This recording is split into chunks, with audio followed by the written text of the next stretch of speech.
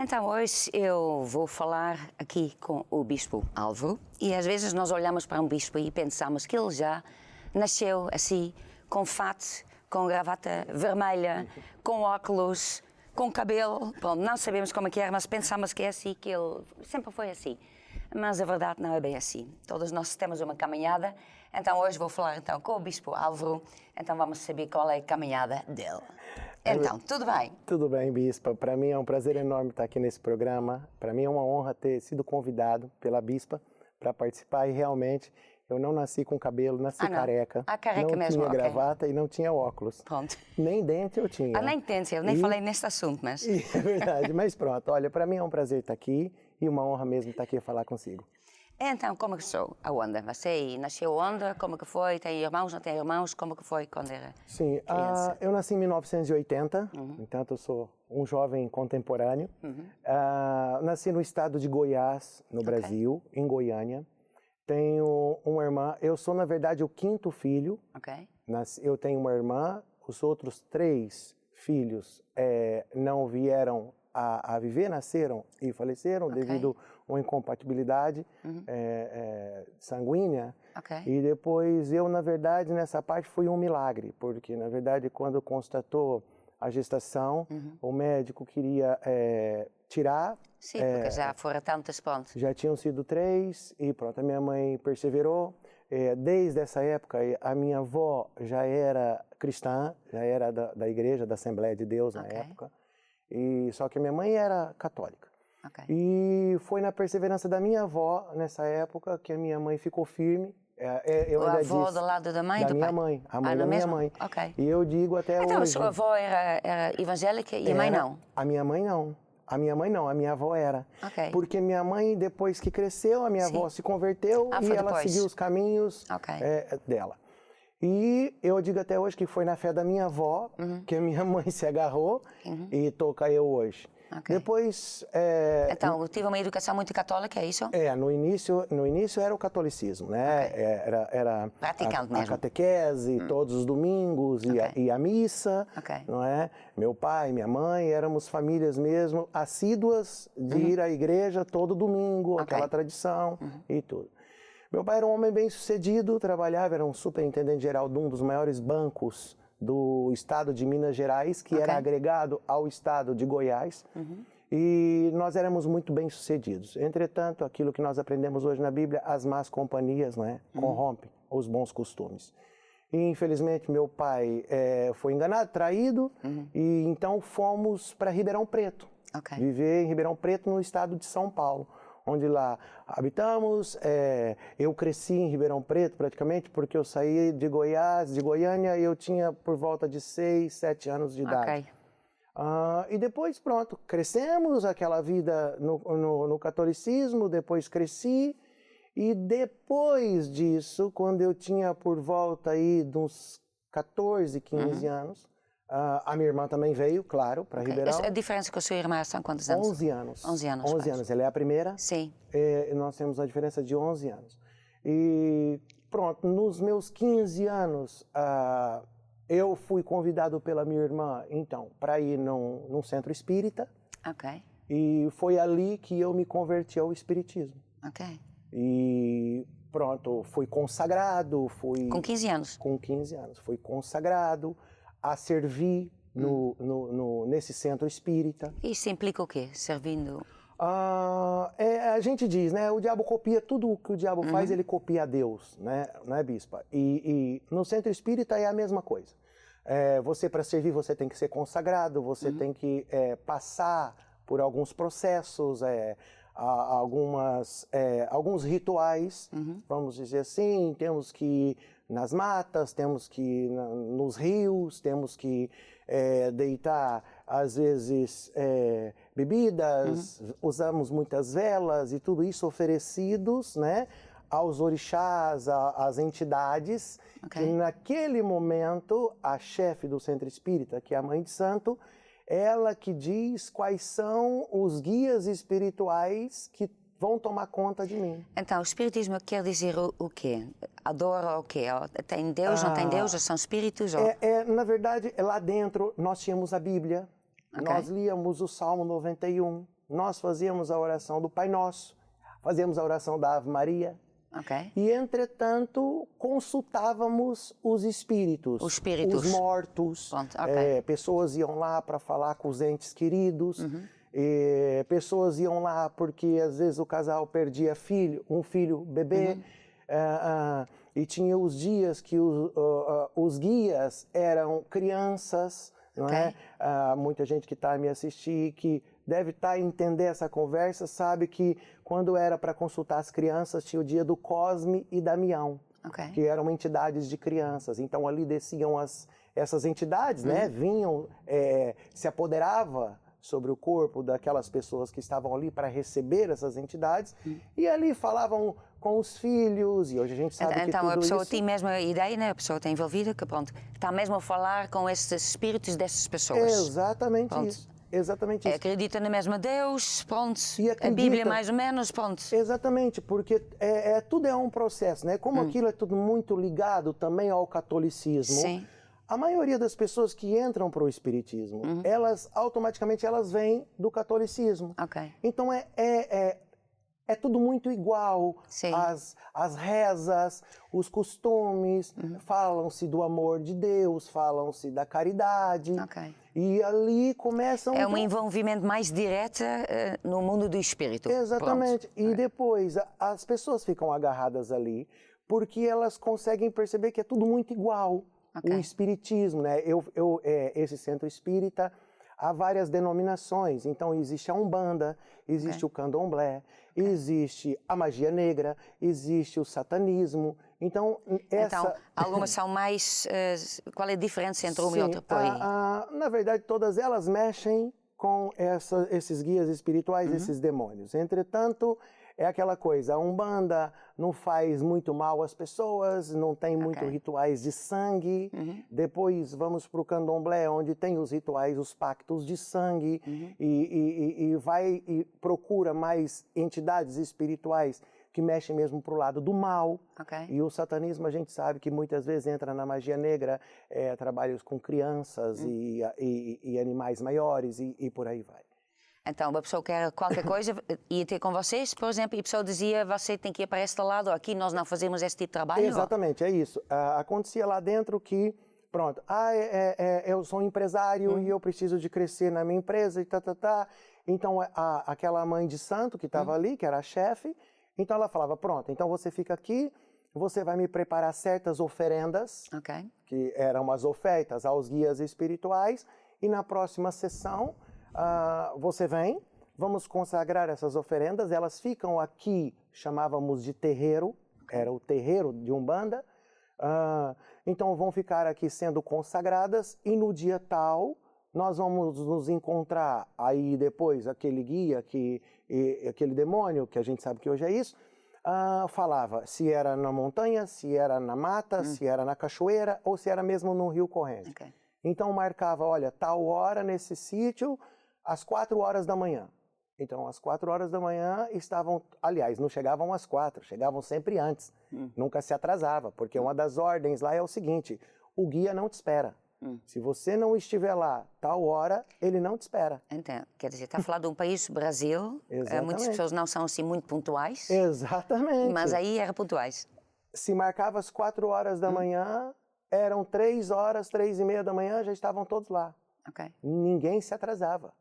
Porque atrasou, iam todos embora, porque o guia já tinha ido embora e aquilo não acontecia. Então aquilo era consagrado, a pessoa era bem... Aí começava a ter o sucesso na empresa, depois vinha a fatura. Então você está todo envolvido nisto. Exatamente. Pensando que isto era para bom, isto era como se era querendo qualquer coisa. Porque fazíamos caridade, bispa. Ajudávamos o próximo, ajudávamos o pobre, juntávamos comida e dávamos, íamos nas creches. Consagrávamos rebuçados, chupas, brinquedos no dia das entidades de criança. E levávamos tudo isso consagrado às creches, às crianças. E pronto, pensávamos que era bom. Só que não tinha a mínima ideia que tinha lá demônios para trás. Nada disso. E depois, essas pessoas, quando iam a primeira vez, elas eram avisadas que não podiam deixar de ir. Porque depois, se não voltassem, e cumprissem com o pacto que fizeram com aquelas entidades, a cobrança do mal era alta, porque aquilo não era mal. Sim. O mal vinha se a pessoa não cumprisse com o voto, a promessa que havia feito para aquelas entidades. Então, eu vi ali casais que não podiam ter bebês e depois tiveram bebês. E depois esses bebês tiveram que voltar lá e serem consagrados. A minha esposa mesmo, a mãe dela foi uma mãe de santo e a avó e tudo. E ela foi um bebê que quando nasceu, ela foi consagrada num terreiro mesmo de espiritismo. Pronto, porque foi lá para poder ter filho, depois então nasceu o filho, tem que voltar para lá. Na verdade, a mãe dela não tinha problema de gestação, mas a mãe dela já servia no centro espírita. Então, todos os filhos tinham que ser consagrados a essas entidades. Sim. Depois vi pessoas a fazer mal. Olha, eu quero crescer. Então você andou lá desde quando? Quer dizer, entrou com 15 anos? Foram 8 anos, Bispa. Sim. Foram 8 anos da minha vida. Eu comecei de 14 para 15. Sim. No final dos 15 fui consagrado. Sim. Servi, fizemos esses rituais todos, participamos de seminários, convenções, onde se juntavam. Hoje nós sabemos que são bruxos. Sim. Às vezes nós íamos nesses seminários onde havia lá 4.000, 5.000 pessoas e cada um desses pais de santos falavam e contavam das histórias e depois nós fazíamos aqueles cânticos e tudo aquilo que a gente sabe hoje que são caminhos proibidos, que Deus abomina. E vi muita coisa, mas eu também vi lá, Bispa, acontecer uma coisa que uma vez um empresário chegou lá e queria fazer mal a um empresário. E essa mãe de santo, ela pediu os materiais todos e tudo. Ele fez tudo certo. Inclusive pediu um dinheiro. E tinha quantia, tinha valores. Não era quanta pessoa podia dar. Eram valores que os guias espirituais estipulavam. Sim. Quando não, pediam roupas, pediam tudo. Então, um dia chegou lá esse empresário para ser bem sucedido numa área de informática. E era para crescer e pôr o concorrente dele abaixo. E a mãe de santo fez tudo, pediu tudo e nós fizemos tudo. Eu estava lá e eu participei. Nesse dia, o guia espiritual disse que nós tínhamos que ir ao rio, a um rio corrente, onde todas aquelas oferendas seriam colocadas nesse rio.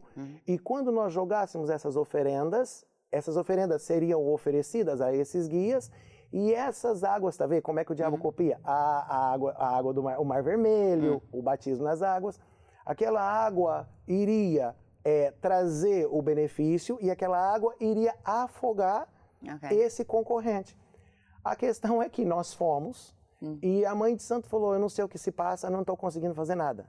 Nada, vamos embora e vamos voltar outro dia, porque hoje aquelas coisas dos cosmos e dos astros e dos horóscopos e tudo não estavam a prevalecer, não estavam a ajudar. Então voltamos a segunda vez. E voltamos a terceira vez. A segunda vez também não deu. Não deu. E na terceira vez, nós estávamos lá no mesmo lugar e ela disse assim, contra esse nós não conseguimos. Há uma luz nele que nós não conseguimos apagar.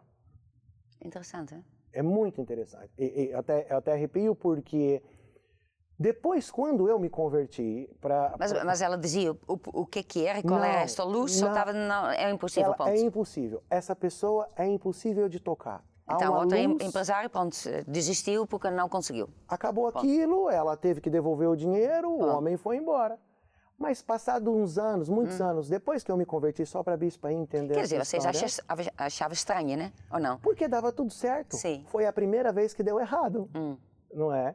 E depois que eu me converti, fui para a igreja Maná. Como que você se converteu já agora?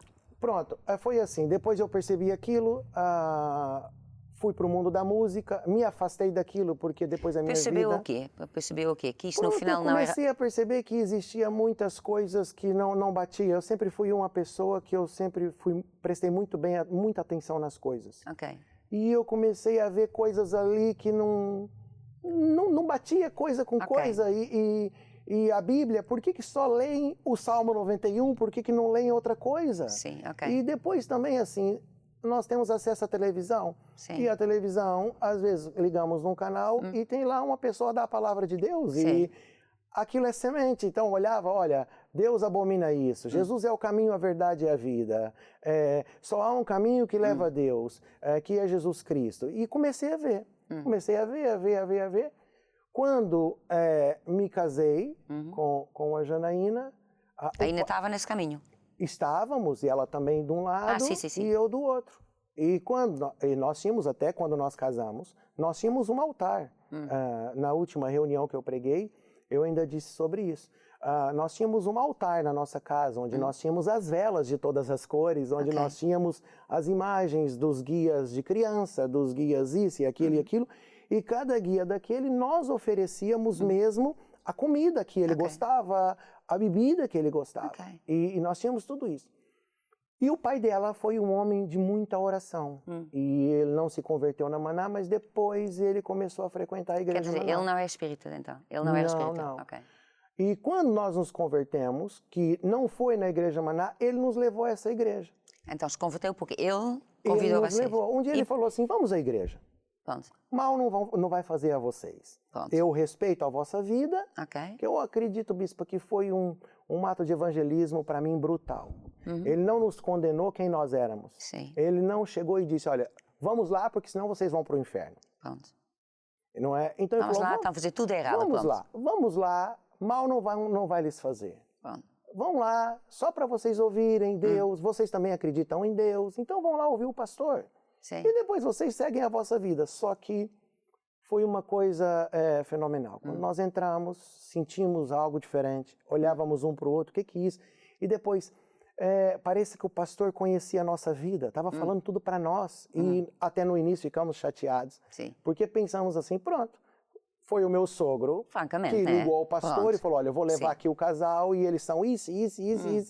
Mas isso, a gente sabe que não é isso, que é o Espírito Santo que fala ao nosso coração. E pronto, nos convertemos. Só que, bispa, depois disso, os olhos dos homens, né? Nós ensinamos isso muito hoje na igreja. Não ter os olhos nos homens, mas sim os olhos em Jesus. Nós colocamos os olhos muito nos homens. Nos homens. E os homens falham. Então, por causa das falhas dos homens, nós nos desviamos da igreja. Nós nos afastamos dessa igreja. Andou quanto tempo nessa igreja? 1 ano e meio. Pronto. Mas se a bispa me perguntar daquilo que eu aprendi, eu vou dizer à bispa sinceramente que eu não aprendi nada.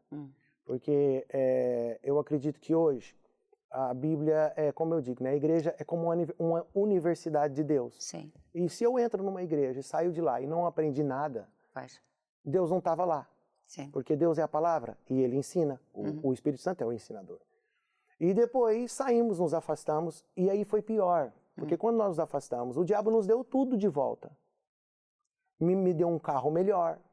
Por quê? Porque vocês foram à igreja nesta época perderam coisas, tinha problemas? Começamos a ter as tribulações e as perseguições. Quando começou a ir à igreja? Sim, Quando começou a ir à igreja, quer dizer, deixou esta parte do espiritismo, é isso? Deixamos o espiritismo. Entender isso, então, ponto. Não. Começamos a andar com Deus na igreja. Sim, E logo vem o quê? Perseguição e tribulação. Começamos a passar situações muito difíceis, financeiras. No próprio casamento, era muito difícil, porque eram brigas, discussões. E depois falamos, isso aqui não está dando certo, isso aqui não presta. Vamos sair daqui e vamos quer dizer, estamos na igreja, agora tem esses problemas todos e ninguém lhe falou que isto era... Exatamente, bispa, porque assim, o que falta às vezes é o acompanhamento, entendeu? Explicar para nós que vai acontecer isso. A igreja não é o céu, não é por entregar a vida a Jesus que nós já estamos no céu. Vão vir os ataques, nós temos que ficar firmes, nós temos que pedir ajuda às pessoas que estão mais dentro da palavra para nos ajudar. Não nos foi ensinado isso. Então tive essas coisas todas e não sabia o que era, então afastou-se por causa disso. O diabo conseguiu. Sim, saímos da igreja. E ficou pior. No início estava bom. Eu era músico, eu consegui um trabalho melhor, estava ganhando mais dinheiro, a minha mulher conseguiu um trabalho melhor, conseguimos casa, carro. Só uma parte, como que você tornou-se músico? Foi na banda da escola. Na escola? Na banda da escola, aos 9 anos, eu cheguei lá pro professor, porque a banda da escola viajava, ia aos parques de diversões, ia à praia, e eu falei, eu quero ir ao parque. Minha família não tinha condições nessa época, porque meu pai depois perdeu tudo por causa do... Pronto, meu pai foi à falência. Então nós não tínhamos condições, então eu queria ir à praia, queria ir ao parque. Bom, vou entrar na banda. E cheguei lá, não sabia tocar nada. Sim. E a única coisa que eu sabia que o mais fácil era o prato, aquele psh, Tá. psh. E o professor falou, o que você quer tocar? Eu quero tocar prato. E ele falou, olha, prato não tem, porque todo mundo ia pro prato, porque era mais fácil. Ok. Então, o que tem? Tem trompete. Eu falei, olha, eu vou encarar. Meu alvo não era o trompete. Sim. Meu alvo não era a banda, meu alvo era a praia. Era a praia, pronto. E o parque de diversão. Pronto, e olha, aconteceu, eu percebi que aquilo era um dom, depois estudei, depois me tornei um músico. A partir dos 12 anos de idade, eu já estava tocando na noite. Bem, então, voltando para a igreja, saí da igreja e o diabo nos deu tudo de volta. Ok. E a pessoa até, no final, está a ver? Isto mulher, é bom no final. Saímos da igreja, minha mulher engravidou, falei, tá vendo? Aquilo não tinha Deus, lá não tinha Deus, olha aí você agora, grávida e tudo. E o diabo, ele é muito astuto. A minha filha nasceu, logo, pronto, nesse meio termo, a minha irmã também saiu do espiritismo e voltou para o catolicismo. Ok. Quando a minha mulher engravidou, minha irmã chegou, minha mãe chegou, minha sogra, aquela coisa, né? Que nós pensamos que tudo isso é família. Todas essas, uma é dali, outra é dali, outra é dali. Pensamos que é família, não é? Então, a minha irmã falou assim, pronto, quando a menina nascer, vamos levar o padre vê, o primeiro lugar que vocês têm que entrar é na igreja. Temos que usar uma roupa vermelha para tirar o mal olhado, porque o mal olhado, a inveja... Quer dizer, isso já não é catolicismo, né? Isso já é a parte da bruxaria. Por isso que eu disse lá no início é uma confusão, né? Está tudo ligado. E, bispo, acredita que mesmo eu tendo ido à igreja, me convertido, entregado a minha vida a Jesus, a minha filha nasceu, eu pus a roupa vermelha. Sim. Eu levei a minha filha, foi o primeiro lugar. Quer dizer, a família toda ia na roupa vermelha? Não, era só a criança. Só criança toda? Porque nós já éramos protegidos. Ok, tá bem. Porque, a princípio, nós já éramos batizados na igreja católica. Então, nós não íamos morrer pagãos. Ok. Nós não íamos ir para o inferno, porque tinha a parte do... Como é que chama aquilo que eles falam, que é o purgatório. Ok, sim. Saímos dali, da igreja católica, o padre foi lá, pegou a menina, que a Maria não sei o quê, que a Maria vai com ela e tá. Saímos dali, ainda levei a minha filha, conhecendo a verdade. Ficamos tão cego, que eu ainda levei a minha filha para se batizar na igreja católica. Tudo isso sendo envolvido pelas companhias, na época, e tudo isso.